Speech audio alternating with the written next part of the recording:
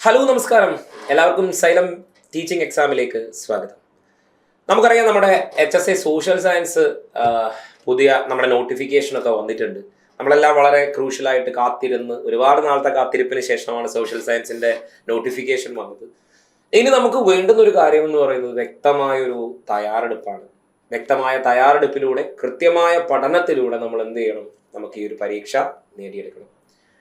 ഒരുപാട് കാലത്തെ ടീച്ചിങ് മോഹവുമായിട്ടൊക്കെ നിൽക്കുന്നവർക്ക് ഏറ്റവും നല്ലൊരു അവസരമാണ് ഇത്തവണത്തെ പരീക്ഷ, HSA പരീക്ഷ എന്നുള്ളത്. പക്ഷേ മുൻ വർഷങ്ങളെ അപേക്ഷിച്ച് നോക്കിയാൽ തീർച്ചയായും ചില മാറ്റങ്ങൾ ഉണ്ടാകാൻ സാധ്യതയുള്ള ഒരു പരീക്ഷയായിരിക്കും നമ്മുടെ ഇത്തവണത്തെ HSA. മാറ്റങ്ങൾ എന്ന് പറയുമ്പോൾ ചോദ്യ രീതികളിൽ ഉണ്ടാകുന്ന മാറ്റങ്ങൾ തീർച്ചയായിട്ടും നമുക്ക് എക്സ്പെക്ട് ചെയ്യാവുന്നതാണ്. ഇപ്പോൾ അതിൻ്റെ കുറച്ച് ഉദാഹരണങ്ങൾ പറഞ്ഞു കഴിഞ്ഞാൽ, ഞാനിപ്പോൾ ഇന്ന് നിങ്ങൾക്ക് മുമ്പിൽ ഒരു ചെറിയൊരു ടോപ്പിക് തന്നെയായിട്ടാണ് കൊണ്ടുവരുന്നത്. നമുക്ക് പഠിക്കേണ്ട ഒരു മെത്തേഡിനെ എങ്ങനെ പഠിക്കാം, എങ്ങനെ അതിനെ ഒന്ന് ഡീറ്റെയിൽ ചെയ്ത് പോകാം എന്നുള്ളതിനെ കുറിച്ചുള്ള കുറച്ച് കാര്യങ്ങളാണ് ഞാൻ നിങ്ങൾക്ക് ഇന്ന് ഡിസ്കസ് ചെയ്യാനായിട്ട് പോകുന്നത്. നമ്മുടെ സിലബസ് പരിശോധിച്ചു കഴിഞ്ഞാൽ നമുക്കതിനകത്ത് നമ്മുടെ മൊഡ്യൂളിൽ കാണപ്പെടുന്ന ഒരു ചാപ്റ്ററാണ് നാഷണലിസം, ദേശീയത അഥവാ നാഷണലിസം എന്ന് പറയുന്ന ഒരു ടോപ്പിക്ക് നമുക്ക് കാണാം. ഇന്ത്യയുടെ ദേശീയതയുടെ വളർച്ച, ആ ഇന്ത്യയുടെ ദേശീയതയുടെ വളർച്ചയെ തുടർന്നുണ്ടായ ഫ്രീഡം മൂവ്മെന്റ്, പാർട്ടീഷൻ, ഇങ്ങനെയുള്ള കുറേ കാര്യങ്ങൾ നമുക്കൊരു ചാപ്റ്ററിൽ വ്യക്തമായി പഠിക്കാനായിട്ടുണ്ട്. നാഷണലിസം ഞാനൊരു ഉദാഹരണമായിട്ടാണ് പറയാൻ പോകുന്നത്. അപ്പൊ ഈ നാഷണലിസം എന്ന് പറയുന്ന ഈ ഒരു ചാപ്റ്റർ ആധുനിക ഇന്ത്യയിലെ ദേശീയതയെ സ്വാധീനിച്ച നിരവധി ഘടകങ്ങൾ ഉണ്ടാവാം, അല്ലെ? ഒരുപാട് ഘടകങ്ങൾ എന്നുണ്ട് നമ്മുടെ ദേശീയതയെ സ്വാധീനിച്ചിട്ടുണ്ടാവും. അപ്പൊ ബേസിക്കലി എന്താണ് ദേശീയത എന്നത് നമ്മൾ ആദ്യം അറിഞ്ഞിരിക്കേണ്ട ഒരു കാര്യമാണ്. എന്താണ് ദേശീയത എന്ന് പറഞ്ഞാൽ? ദേശീയത എന്ന് പറയുമ്പോൾ നിങ്ങൾ ആലോചിക്കുക, ഒരു രാജ്യത്ത് വിവിധ തരം സംസ്കാരങ്ങളും ഭാഷയും അതിൻ്റെതായ രീതികളും രാഷ്ട്രീയ സാധ്യതകളും ഭരണപരമായ വ്യത്യസ്തതകളും ഒക്കെ നിലനിൽക്കുന്ന ഒരു രാജ്യത്തുള്ള ഒരു വലിയ കമ്മ്യൂണിറ്റി ജനതയ്ക്കിടയിൽ ഒരേ ചിന്തയോടുകൂടി ഒരേ ആശയത്തിന് വേണ്ടി നടത്തുന്ന ഒരു പോരാട്ടങ്ങളെ നമുക്ക് ദേശീയത എന്ന് പറയാം. എന്ന് പറയുമ്പോൾ ദേശീയത എന്ന് പറയുന്ന ചിന്ത, ഇപ്പോൾ ദേശീയതയെ സ്വാധീനിച്ച ഘടകങ്ങളെ കുറിച്ച് നമുക്കൊന്ന് നോക്കാം. ആധുനിക ദേശീയതയുടെ വളർച്ചയെ സ്വാധീനിച്ച ഘടകം, അതിൽ പ്രധാനമായും പറയുന്നത് ദേശീയത എന്ന ആവശ്യം ലോകമെമ്പാടും ഉയർന്നു വന്നൊരു സാഹചര്യം അന്ന് ഇന്ത്യയിൽ ഉണ്ടാകുന്നുണ്ട്. ദേശീയത എന്ന ആവശ്യം ലോകമെമ്പാടും ഉണ്ടാകുന്നു. ആ ദേശീയത എന്ന ആവശ്യം ലോകമെമ്പാടും ഉണ്ടാകുന്ന ഒരു സാധ്യത എന്ന് പറയുമ്പോൾ നമുക്കറിയാം, നമ്മൾ ലോക ചരിത്രങ്ങളിൽ കേൾക്കുന്നത് പോലെ തന്നെ അമേരിക്കൻ, ഫ്രഞ്ച്, അല്ലെ വിപ്ലവങ്ങൾ, റഷ്യൻ വിപ്ലവങ്ങൾ, ചൈനീസ് വിപ്ലവങ്ങൾ, അങ്ങനെയുള്ള വിപ്ലവങ്ങൾ, ആ വിപ്ലവങ്ങൾ ആവശ്യപ്പെട്ട സ്വാതന്ത്ര്യം, ആ സ്വാതന്ത്ര്യത്തിന് വേണ്ടി അവിടുത്തെ ജനങ്ങൾ ഐക്യകണ്ഠേന പോരാടിയ പോരാട്ടങ്ങൾ, ആ പോരാട്ടങ്ങൾക്കിടയിൽ അവർക്ക് നിരവധി സന്ദേശങ്ങൾ കൊടുത്ത, ആ ദേശീയതയുടെ പ്രാധാന്യം ഊന്നി നൽകുന്ന നിരവധി തത്വചിന്തകരുടെ ചിന്തകൾ, ഇതൊക്കെ തന്നെയായിരുന്നു ശരിക്കും ദേശീയതയെ സ്വാധീനിച്ച ഏറ്റവും പ്രധാനപ്പെട്ട ഘടകങ്ങളിൽ നമുക്ക് പറയാവുന്ന ഒന്നാമത്തെ പോയിന്റ്. രണ്ട്, നമുക്കറിയാം ഫ്രഞ്ച് വിപ്ലവത്തിന്റെ സ്വാധീനം ഇന്ത്യൻ ആധുനിക ദേശീയതയെ സ്വാധീനിച്ച ഒരു പ്രധാനപ്പെട്ട ഘടകം തന്നെയാണ് ഫ്രഞ്ച് വിപ്ലവത്തിന്റെ സ്വാധീനം. അപ്പോൾ ഫ്രഞ്ച് വിപ്ലവത്തിന്റെ സ്വാധീനം എന്ന ഈ ഒരു പോയിന്റ് പറയുമ്പോൾ നിങ്ങൾക്ക് മനസ്സിലാവും, നമ്മളറിയാം ഫ്രഞ്ച് വിപ്ലവം എന്ന് പറയുമ്പോൾ അവിടെ ജനങ്ങളെ, അവിടുത്തെ സമൂഹത്തെ തന്നെ നിരവധി എസ്റ്റേറ്റുകളായി തിരിച്ചിട്ടുണ്ടായിരുന്നു. സമൂഹത്തെ കുറെ എസ്റ്റേറ്റുകളായി തിരിച്ചിട്ടുണ്ടായിരുന്നു. അതിൻ്റെ ഏറ്റവും മുകളിലേക്ക് നോക്കിക്കഴിഞ്ഞാൽ പുരോഹിത വിഭാഗങ്ങളുണ്ട് എന്നും, ആ പുരോഹിത വിഭാഗങ്ങൾക്ക് താഴെയായിട്ട് പ്രഭുവർഗ, ഭരണവർഗ വിഭാഗങ്ങൾ ഉണ്ടായിരുന്നു എന്നും, അതിനു താഴെയായി മധ്യവർഗ, കർഷക, തൊഴിലാളി വിഭാഗങ്ങൾ ഉണ്ടായിരുന്നു എന്നൊക്കെ നമ്മൾ പഠിക്കാറുണ്ട്. ഫ്രഞ്ച് വിപ്ലവം പഠിക്കുമ്പോൾ നമ്മൾ പഠിച്ചിട്ടുണ്ട്. അതായത് ഫ്രഞ്ച് സമൂഹത്തെ അന്ന് വിവിധ തട്ടുകളിലായി മുറിച്ചിരുന്നു എന്ന് സാരം. വിവിധ തട്ടുകളിലായി എന്ത് ചെയ്തിട്ടുണ്ട്? ഈ പറയുന്ന ഫ്രഞ്ച് സൊസൈറ്റി മുറിച്ചു. എസ്റ്റേറ്റുകൾ, എസ്റ്റേറ്റ് 1, എസ്റ്റേറ്റ് 2, എസ്റ്റേറ്റ് 3, അല്ലെ? അപ്പൊ സമൂഹത്തിൽ എന്തില്ല? മനുഷ്യർക്കിടയിൽ പോലും ഒരു സാമൂഹികപരമായ വ്യതിയാനങ്ങൾ ഫ്രഞ്ച് സമൂഹത്തിൽ ഉണ്ടായിരുന്നു. അതായത് ഇവിടെ തേർഡ് എസ്റ്റേറ്റിൽ ഉണ്ടായിരുന്ന മധ്യവർഗത്തെയും കർഷക തൊഴിലാളി വിഭാഗത്തെയും ചൂഷണം ചെയ്തുകൊണ്ടും അവരുടെ സമ്പത്തും അവരുടെ ഇച്ഛാശക്തിയും ഉപയോഗിച്ചുകൊണ്ടും മുകളിലുള്ള ഫസ്റ്റ് എസ്റ്റേറ്റും സെക്കൻഡ് എസ്റ്റേറ്റ് പോലെയുള്ള വിഭാഗക്കാര് സുഖലോലുപമായിട്ടുണ്ടായിരുന്ന ഒരു ജീവിതം നയിച്ച സാഹചര്യം ഫ്രഞ്ച് ചരിത്രത്തെ എടുത്തു കാണിക്കുന്നു. ആ ഒരു മനുഷ്യർക്കിടയിലെ വേർതിരിവാണ് ഈ മധ്യവർഗ, അതായത് ബഹുഭൂരിപക്ഷം വരുന്ന മധ്യവർഗ വിഭാഗങ്ങൾ ഫ്രഞ്ച് സമൂഹത്തിൽ നടത്തിയ വളരെ ഊഷ്മളമായ കലാപങ്ങൾക്ക്, ഫ്രഞ്ച് വിപ്ലവത്തിലേക്ക് നയിച്ച സാഹചര്യം എന്ന് നമുക്കറിയാം. അവിടെ നടന്ന ആ ഫ്രഞ്ച് വിപ്ലവവും അതിന്റെ സ്വാധീനവും തീർച്ചയായും ഇന്ത്യൻ ദേശീയതയുടെ വളർച്ചയെ സ്വാധീനിച്ച ഘടകങ്ങളിൽ നമുക്ക് ഉറപ്പായും എടുത്തു പറയാവുന്ന മറ്റൊരു വസ്തുതയാണ്. എന്നാൽ ഈ സാധ്യതകൾ പറയുമ്പോൾ ഞാൻ നിങ്ങളുടെ മുന്നിലേക്ക് വെക്കാൻ പോകുന്നത് ഇന്ത്യൻ ദേശീയതയെ സ്വാധീനിച്ച ഘടകങ്ങളിൽ ഞാൻ നിങ്ങളുടെ മുന്നിലേക്ക് വെക്കാൻ പോകുന്ന ഒരു ക്രൂഷ്യൽ പോയിന്റ് ഇതാണ്. ഇന്നത്തെ ക്ലാസ്സിൽ തന്നെ നമ്മൾ ഡിസ്കസ് ചെയ്യാൻ പോകുന്ന ഒരു ക്രൂഷ്യൽ പോയിന്റ് ഇതാണ്. അതിതാണ് ഇന്ത്യയുടെ രാഷ്ട്രീയ, ഭരണപരമായ, സാമ്പത്തികപരമായ ഏകീകരണം ദേശീയതയെ എങ്ങനെ സ്വാധീനിച്ചിട്ടുണ്ടാകും? നല്ലൊരു ചോദ്യമാണ്. നമ്മുടെ HSA പാറ്റേൺ ചോദ്യങ്ങളിലേക്ക് വരുമ്പോൾ ഈ രീതിയിലുള്ള ആപ്ലിക്കേഷനിലേക്ക് നിങ്ങൾ ചിന്തിക്കുക എന്നതാണ് കാരണം. നമ്മുടെ ദേശീയതയെ സ്വാധീനിച്ചൊരു കാര്യമാണ് ഇന്ത്യയുടെ രാഷ്ട്രീയ, ഭരണപരമായ, സാമ്പത്തികപരമായ ഏകീകരണം ദേശീയതയെ സ്വാധീനിക്കപ്പെട്ടു. അത് നെഗറ്റീവായിട്ട് സ്വാധീനിക്കപ്പെട്ടോ പോസിറ്റീവായി സ്വാധീനിക്കപ്പെട്ടോ എന്നുള്ളത് വളരെ പ്രസക്തമാണ്. അപ്പോൾ ദേശീയത എന്ന് പറയുന്നത് എന്ത്? അത് നമ്മൾ ക്ലാസ്സുകളിൽ നമ്മൾ വ്യക്തമായി വിശാലമായും പഠിക്കുന്ന ഒരു കാര്യം. നമ്മുടെ ക്ലാസ്സുകളിൽ തന്നെ എന്താണ് ദേശീയത, അതിന് നമ്മൾ നമ്മുടെ ജീവിതം വെച്ച് തന്നെ ചില ഉദാഹരണങ്ങളൊക്കെ നമ്മൾ ക്ലാസ്സിൽ ഡിസ്കസ് ചെയ്ത് പറയാറുണ്ട്, അല്ലെ? അപ്പോ ഇന്ത്യയുടെ രാഷ്ട്രീയവും ഭരണപരവും സാമ്പത്തികപരവുമായിട്ടുള്ള ഏകീകരണം. ഇനി ഈ ഏകീകരണത്തെ നമുക്ക് മറ്റൊരു രീതിയിൽ പറഞ്ഞാൽ, നോക്കിയേ, ഈ ബ്രിട്ടീഷ് ഈസ്റ്റ് ഇന്ത്യ കമ്പനിയുടെ ആധിപത്യത്തെ കുറിച്ച് പരിശോധിച്ചു കഴിഞ്ഞാൽ നോക്കൂ, വലിയൊരു മേഖല അന്നത്തെ ഇന്ത്യയിലെ വലിയൊരു മേഖല അടക്കി ഭരിച്ചിരുന്ന ഒരു വിഭാഗമായിരുന്നു ഒരുപക്ഷെ ആര്? ഈ പറയുന്ന ബ്രിട്ടീഷുകാരെ എന്ന് പറയുന്നത്. വടക്ക് ഹിമാലയം മുതൽ ഇങ്ങ് തെക്ക് കേപ്പ് ഓഫ് കാമറിൻ വരെ, അങ്ങ് വടക്ക് എന്താണ് ഇവിടെയായിട്ടുണ്ടായിരുന്നത് എന്താ? ഇവിടെ ഹിമാലയം മുതൽ ഇവിടെ കേപ്പ് ഓഫ് കാമറിൻ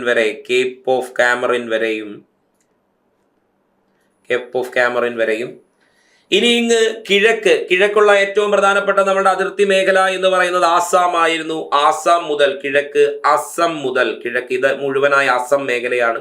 ഈ അസം മുതൽ ഇങ്ങിവിടെ ഖൈബർ ചുരം വരെ പാകിസ്ഥാനെ അഫ്ഗാനിസ്ഥാനുമായി ബന്ധിപ്പിക്കുന്ന ഖൈബർ ചുരം വരെ ആയിരുന്നു ബ്രിട്ടീഷുകാരുടെ എസ്റ്റാബ്ലിഷ്മെന്റ് ഉണ്ടായിരുന്നത്. ഇതായിരുന്നു ഇന്ത്യൻ ഭൂമി. അതായത് ഇന്ത്യയിൽ അന്ന് വരെ ഉണ്ടായിരുന്ന ഏത് അധിനിവേശ ശക്തികളെക്കാളും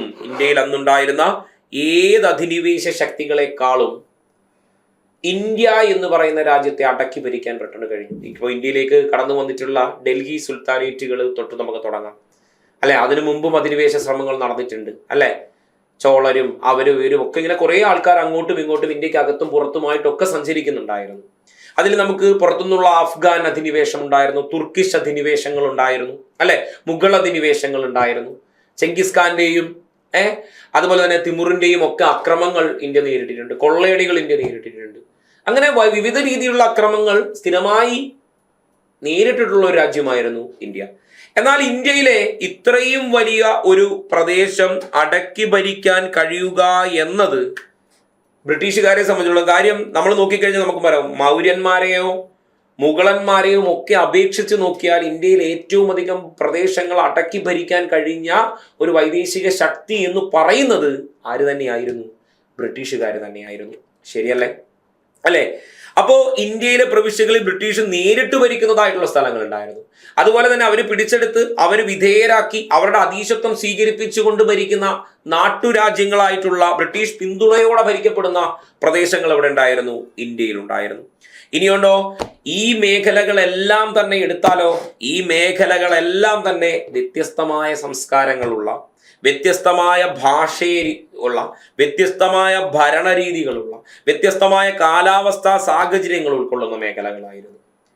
അപ്പോൾ തീർച്ചയായും നോക്കി, ഈ ഒരു പോയിന്റ് വളരെ പ്രസക്തമാണ്. ഞാൻ ഈ ചോദിച്ച ചോദ്യത്തിന് വളരെ പ്രസക്തമായ ഒരു കാര്യമാണ് ഇന്ത്യയുടെ രാഷ്ട്രീയ, ഭരണപരമായ, സാമ്പത്തികപരമായ ഏകീകരണം. അതായത് ഇന്ത്യയിൽ ഇത്രയും വലിയൊരു പ്രദേശം ബ്രിട്ടീഷുകാര് ഏകീകരിച്ചു ഭരിച്ചു.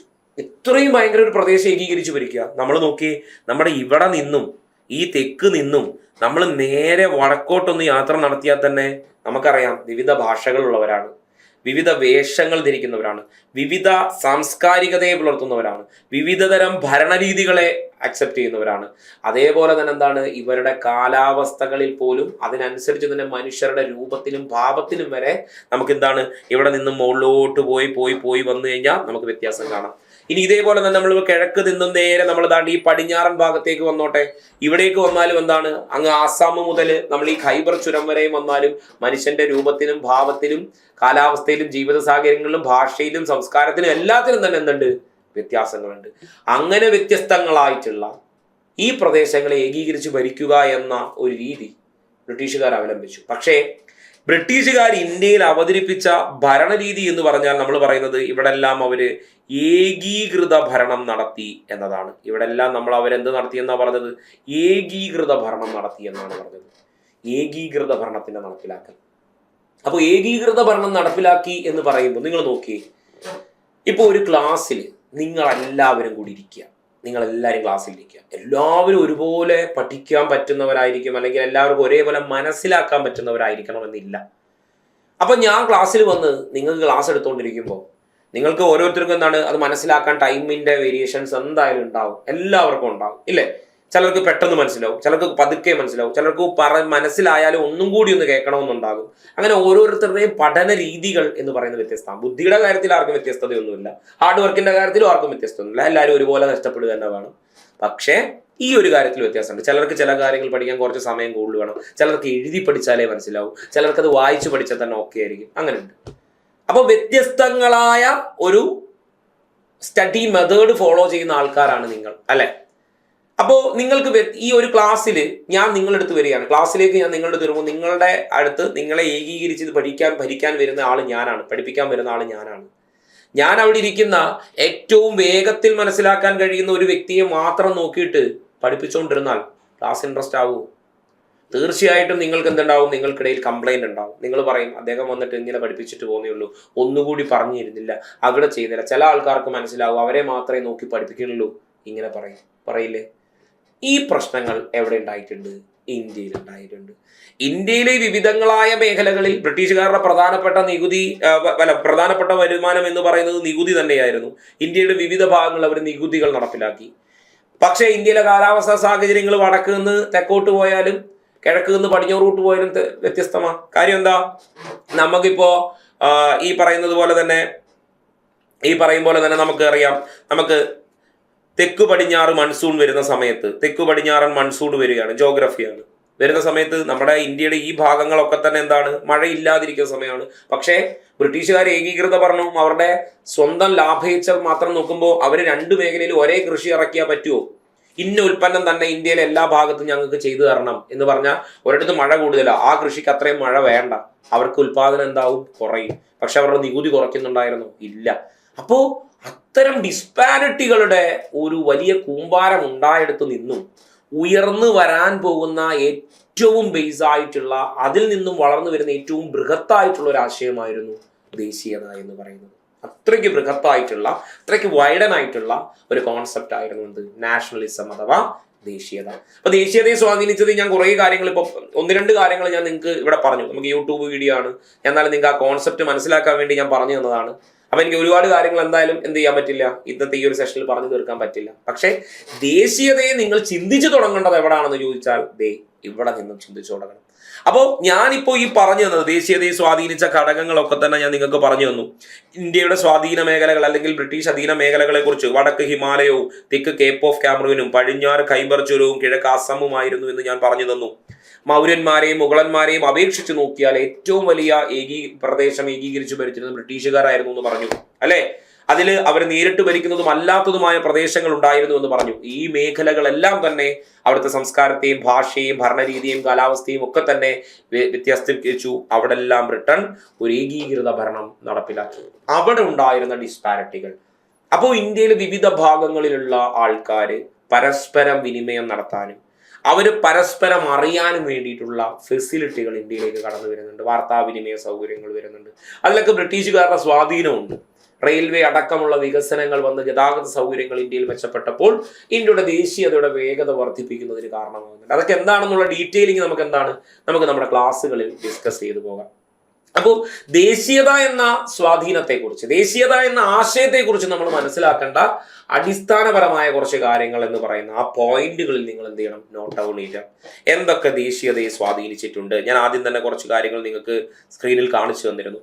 ആ ദേശീയതയെ സ്വാധീനിച്ച ഘടകങ്ങൾ നിങ്ങൾ എന്ത് ചെയ്യുക, ഒന്ന് ബുക്ക് മാർക്ക് ചെയ്ത് വെക്കുക. മാപ്പുകളൊക്കെ ഉണ്ടെങ്കിൽ ഒന്ന് വരച്ചു വെക്കുക. അപ്പോൾ അത്രയും സിസ്റ്റമാറ്റിക് ആയിട്ട് പഠിക്കാൻ നിങ്ങൾ തയ്യാറാകണം. നിങ്ങളുടെ തയ്യാറെടുപ്പും നിങ്ങളുടെ ആഗ്രഹത്തിന്റെ തീവ്രതയും ആയിരിക്കും നിങ്ങളെ ഒരു ടീച്ചർ ആക്കണം എന്ന നിങ്ങളുടെ സ്വപ്നത്തിലേക്ക് എത്തിക്കുന്ന സത്യം. ചിലപ്പോൾ നിങ്ങൾ വലിയൊരു പ്രതിസന്ധിയിലൂടെ കടന്നു പോകുന്ന ആൾക്കാരായിരിക്കും. വല്ലാത്തൊരു വേദനകളിലൂടെയും ചിലപ്പോൾ വീട്ടിലെ സാഹചര്യങ്ങളുടെ ബുദ്ധിമുട്ടുകളിലൂടെയും കടന്നു പോകുന്ന ആൾക്കാരായിരിക്കും. ചിലപ്പോൾ നിങ്ങൾ മറ്റുള്ളവരുടെ പരിഹാസപാത്രമായിരിക്കും. ഇങ്ങനെ വെറുതെ ജോലിയൊന്നും കിട്ടാതെ നടക്കും, ഇത്രയും കാലമായിട്ടൊന്നും ആയില്ലേ എന്നൊക്കെ. പറയുന്നവർ പറഞ്ഞോട്ടെ, ചെയ്യുന്നവർ ചെയ്തോട്ടെ എന്ന് ചിന്തിക്കുക. കാര്യം ഞാനൊരിക്കലൊരു വീഡിയോയിൽ കണ്ടതുപോലെ, ഞാനൊരിടത്ത് എവിടെയോ കേട്ടതോ വായിച്ചതോ ആയൊരു സംഭവമാണ്. നമുക്കറിയാം, നമ്മൾ ഒരിക്കലും ഈ തൊട്ടാവാടി എന്ന ചെടിയെ നമ്മളൊന്ന് തൊടാൻ ശ്രമിക്കും. എപ്പോഴും നമ്മൾ തൊട്ടാവാടി എന്ന ചെടിയെ തൊടാൻ ശ്രമിക്കും. എന്തുകൊണ്ടാണ് തൊട്ടാവാടിയെ നമ്മൾ തൊടുന്നത്? നമ്മൾ തൊട്ട് കഴിഞ്ഞാൽ അതിൻ്റെ ഇല ഇങ്ങനെ വാടി ചുരുങ്ങി മിണ്ടാതിരിക്കും, അല്ലേ? അങ്ങനെ മിണ്ടാണ്ടായി പോകും, അതങ്ങനെ വാടി ചുരുങ്ങിപ്പോകും. അത് കാണുമ്പോൾ വീണ്ടും വീണ്ടും പോയിട്ട് നമ്മൾ എന്ത് ചെയ്യും, തൊട്ടാവാടിയുടെ ഇലയിൽ തൊടും. പക്ഷെ നമ്മളിപ്പോൾ നമ്മുടെ വീട്ടിൻ്റെ മുറ്റത്ത് കാണുന്ന വാഴയുടെ ഇലയിലോ വല്ല ഓലമടലിലോ അല്ലെങ്കിൽ അങ്ങനെയുള്ള ഏതെങ്കിലും ചെടിയുടെ ഇലയിൽ പോയി നമ്മൾ അങ്ങനെ തൊട്ട് നോക്കാൻ ശ്രമിക്കുന്നുണ്ടോ? ഇല്ല. എന്തുകൊണ്ട്? നമ്മൾ തൊട്ടാവാടിയെ പോയി തൊട്ട് നോക്കി, അത് തൊട്ടാൽ വാടും. അപ്പോൾ നമ്മൾ തൊട്ടാൽ വാടുമെന്ന് തോന്നിയാൽ മാത്രമേ നമ്മളെ ആൾക്കാർ പ്രൊവോക്ക് ചെയ്യാനും നമ്മുടെ സാഹചര്യങ്ങൾ നമ്മളെ പ്രൊവോക്ക് ചെയ്യാനും ശ്രമിക്കൂ. അപ്പോൾ നമ്മൾ തൊട്ടാൽ തൽക്കാലം വാടുന്നില്ല എന്ന് തീരുമാനിക്കുന്നു. ഈ HSA സോഷ്യൽ സയൻസ് പരീക്ഷ എനിക്ക് നേടേണ്ടതാണ്. ഈ HSA പരീക്ഷ ഏതായാലും എനിക്ക് നേടിയേ പറ്റത്തുള്ളൂ. അതുകൊണ്ട് ഇനി ആരൊക്കെ എന്നെ തൊട്ടാലും ഞാൻ വാടാൻ തയ്യാറല്ല. എനിക്ക് നല്ല സിസ്റ്റമാറ്റിക് ഒരു പഠനം വേണം. അതിനുവേണ്ടി ഞാൻ കുറച്ചു കാലം സാക്രിഫൈസ് ചെയ്യുന്നു. എൻ്റെ കയ്യിൽ ഇല്ലായ്മകൾ ഉണ്ടാവാം, എൻ്റെ കയ്യിൽ ഉണ്ടെങ്കിലും എനിക്ക് അതിലേക്ക് ഇനിഷ്യേറ്റീവ് എടുക്കാൻ ബുദ്ധിമുട്ടുണ്ടാകും. പക്ഷേ കുറച്ച് നാളത്തെ എൻ്റെ പരിശ്രമം, വളരെ കുറച്ച് നാളത്തെ ജീവിതത്തിൻ്റെ വളരെ കുറച്ച് നാളത്തെ ഒരു പരിശ്രമത്തിൻ്റെ ഫലമായി എനിക്ക് കിട്ടാൻ പോകുന്ന വലിയൊരു സ്വപ്നമാണ്. അതിലൂടെ പിന്നെ എനിക്ക് ജീവിതത്തിൽ എന്നും ഒന്ന് നെഞ്ചു വരുത്തി സ്റ്റേബിളായി നിൽക്കാമെന്ന നിങ്ങളുടെ ചിന്ത ഉണ്ടാകുന്നിടത്ത് നമ്മളുടെ പ്രശ്നങ്ങൾ അവസാനിക്കുന്നു. ആർക്കും പ്രശ്നങ്ങളില്ലാതില്ല. അവർക്ക് സുഖമാണല്ലോ, എനിക്ക് ഇത്ര പ്രശ്നമുണ്ടല്ലോ, ചിന്തിക്കണ്ട. എല്ലാവർക്കും അവരുടേതായ പ്രശ്നങ്ങളുണ്ട്. പ്രശ്നങ്ങളില്ലാതെ കടന്നു പോകുന്ന മനുഷ്യരില്ല. പ്രശ്നങ്ങളെ മാറ്റി നിർത്തി നമ്മളുടെ സ്വപ്നത്തിലേക്കുള്ള ചിന്തയെ കൂടുതൽ പ്രാധാന്യത്തോടെ കാണിച്ചാൽ നിങ്ങളുടെ സ്വപ്നം തീർച്ചയായിട്ടും നിങ്ങൾക്ക് നേടാൻ പറ്റും. അപ്പോൾ അത്തരം ഒരു ശ്രമം നിങ്ങളുടെ പക്ഷത്തു നിന്നുണ്ടായാൽ നമുക്കൊരു വണ്ടർഫുൾ ആയിട്ടുള്ള ഒരു എക്സാം ഒപ്പിച്ചെടുക്കാം. ഉറപ്പായിട്ടും HSA നിങ്ങൾക്ക് അടിച്ചിടാൻ പറ്റും. നിങ്ങൾ ജയിക്കുമെന്നുള്ളതിന് നമുക്ക് ആദ്യം വേണ്ടുന്ന കാര്യം പഠനം എങ്ങനെ പഠിക്കണമെന്നറിയണം. പഠിക്കുന്ന കാര്യങ്ങളിൽ എന്തൊക്കെ നമ്മൾ സ്പ്ലിറ്റ് ചെയ്യണം. ആദ്യം നിങ്ങളൊരു സാധനം പഠിക്കുമ്പോൾ വെറുതെ അങ്ങ് പോയി വായിച്ചു പഠിക്കാൻ ശ്രമിക്കരുത്. അതിൽ നമ്മൾ പഠിക്കേണ്ട സാധനങ്ങളുടെ സബ് ടോപ്പിക്കുകൾ ഉണ്ടാക്കണം. ചെറിയൊരു ടോപ്പിക് ആയിക്കോട്ടെ, അതിനെയും സബ്ബായിട്ട് ഡിവൈഡ് ചെയ്യണം. ഡിവൈഡ് ചെയ്ത് മുറിച്ച് പഠിക്കണം. പഠിച്ചാൽ വളരെ എളുപ്പം തന്നെ എന്ത് ചെയ്യാൻ പറ്റും, നമുക്ക് ജയിക്കാൻ പറ്റും. അപ്പൊ അങ്ങനെ ഒരു പഠനം നിങ്ങളുടെ ഭാഗത്ത് നിന്ന് ഉണ്ടാവാൻ കഴിഞ്ഞാൽ അത് നിങ്ങളുടെ വിജയത്തിന്റെ ഭാഗമാണ്. അപ്പോൾ നാം പറയുകയാണ്, നമ്മുടെ സോഷ്യൽ സയൻസിന്റെ നോട്ടിഫിക്കേഷൻ വന്നു. ഇനി നമുക്ക് വ്യക്തമായൊരു തീരുമാനമെടുപ്പാണ് ആവശ്യം. ആ തീരുമാനമെടുപ്പിലൂടെ നമ്മൾ എന്ത് നേടുക, നമ്മളുടെ സ്വപ്നം നേടുക. അപ്പോൾ നമ്മുടെ HSA രണ്ടാമത്തെ ബാച്ച് നമ്മുടെ സൈലം PSC ലോഞ്ച് ചെയ്തിട്ടുണ്ട്. HSA 2.0 നമ്മുടെ മൻസൂർ അലി സാറിന്റെ നേതൃത്വത്തിൽ നടക്കുന്ന ക്ലാസ് ആണ്, നിങ്ങൾക്കറിയാം. അപ്പോൾ HSA 2.0 സോഷ്യൽ സയൻസിന്റെ നമ്മുടെ രണ്ടാമത്തെ ബാച്ച് ഈ വരുന്ന മെയ് 12-ന് നമ്മുടെ സെക്കൻഡ് ബാച്ച് ആരംഭിക്കുന്നുണ്ട്. എക്സാം വരെ ആയിരിക്കും നിങ്ങളുടെ ഈ ഒരു ബാച്ചിന്റെ വാലിഡിറ്റി ഉണ്ടാവുക. നിങ്ങൾക്ക് എന്നാണോ എക്സാം വരുന്നത് അത്രയും കാലം നിങ്ങളോടൊപ്പം സൈലം PSC ഉണ്ടാകും എന്നുള്ളതാണ്. ഓക്കെ, അപ്പോൾ ഈ വരുന്ന 2025 മെയ് 12-ന് നമ്മളുടെ HSA രണ്ടാമത്തെ ബാച്ച് സ്റ്റാർട്ട് ചെയ്യുകയാണ്. വിജയകരമായി നമ്മളുടെ HSA ഫസ്റ്റ് ബാച്ച് ഇപ്പോൾ പോയിക്കൊണ്ടിരിക്കുന്നുണ്ട്. അപ്പോൾ നമ്മുടെ HSA 2.0യുടെ ഫീസ് നിങ്ങൾക്ക് സ്ക്രീനിൽ കാണാൻ കഴിയുന്നുണ്ട്. എന്തായാലും മറ്റൊരിടത്തും ഇല്ലാത്തതുപോലെ ഒരു ചെറിയ ഫീസിൽ അതിൻ്റെ യാതൊരു കുറവുകളും ഇല്ലാതെ എല്ലാം ക്വാളിറ്റി ക്ലാസ്സുകളായിട്ട് നിങ്ങൾക്ക് ഈ ബാച്ചിൽ ജോയിൻ ചെയ്യാം. 3999 രൂപയാണ് നിങ്ങൾക്ക് കോഴ്സ് ഫീസായിട്ട് വരുന്നത്. ഓക്കെ, അപ്പോൾ എത്രയും വേഗം ഒരു തീരുമാനമെടുക്കുക. ആ തയ്യാറെടുപ്പിലേക്ക് എത്രയും വേഗം കടന്നെത്തുക. സ്വപ്നങ്ങൾ വൈകിപ്പിക്കാനുള്ളതല്ല, എത്രയും വേഗം അത് നേടിയെടുക്കാനുള്ളതാണ്. ആ ഒരു താല്പര്യം നിങ്ങൾക്ക് ഉണ്ടാകട്ടെ. അപ്പോൾ കൂടുതൽ കണ്ടന്റ് വീഡിയോകളുമായിട്ട് നമുക്ക് വീണ്ടും കാണാം. തൽക്കാലം ഞാൻ വൈൻഡപ്പ് ചെയ്യാണ്. Thank you.